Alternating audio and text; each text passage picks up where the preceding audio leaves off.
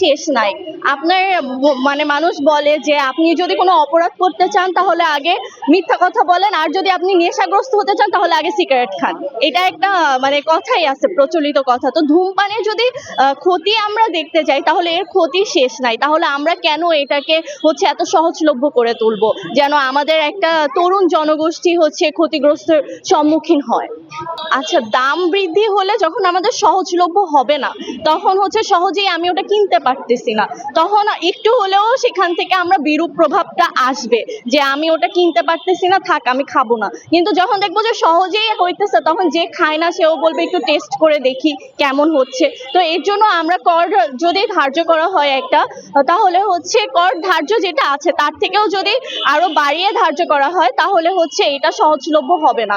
তখন হচ্ছে যারা এখানে থেকে এখনো যায় খায় নাই সিগারেট, তারাও হচ্ছে আর ওটা সহজলভ্য